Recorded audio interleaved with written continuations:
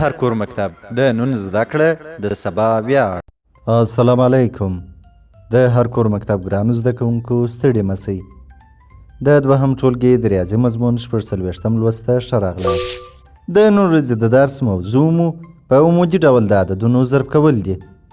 ګرانو زده کوونکو قلم او کتابچه در سره راواخلئ او په یو ارام ځای کې کښېنئ چې له درس څخه ښه زده کړه وکړئ.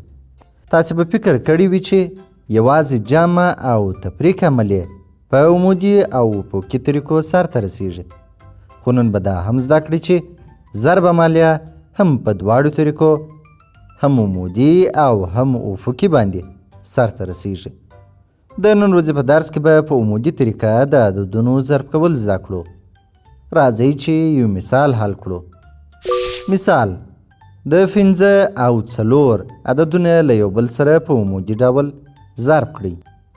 حل: لومړی به د راکړل شوو عددونو ځایونه او نومونه وپیژنو. په ضرب کې لومړی راکړل شوی عدد مضروب نومیږي. تاسې وګورئ دلته موږ ته په مثال کې لومړی راکړل شوی عدد 5 دی، نو 5 ته مضروب وایو. دوهم راکړل شوی عدد بیا مضروب فيه نومیږي. په مثال کې دوهم عدد 4 دی، نو 4 ته مضروب فيه وایو. او راځئ چې مضروب یعنی 5 او مضروب فيه یعنی 4 سره ضرب کړو او د ضرب حاصل په لاس راوړو. طریقه یې څه ډول ده؟ طریقه یې داسې ده چې لومړی مضروب لوړ لیکو، تر مضروب لاندې مضروب فيه عدد یعنی 4 لیکو. اوس د مضروب فيه چپ طرف ته د ضرب نښه لیکو. په ضرب کې د عددونو داسې ترتیب او لیکلو ته عمودي طریقه وایي. اوس نو لاندې عدد یعنی 4 په لوړ عدد یعنی 5 کې ضربوو.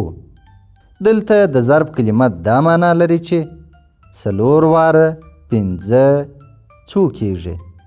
4 واره 5 یا 4 پنجان 10 کیږي.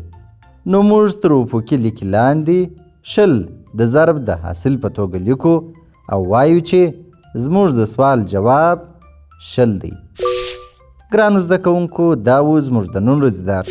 په راتلونکي درس کې به د شکلونو څخه په کار اخیستلو ضرب زده کړو. په مخه مو ښه.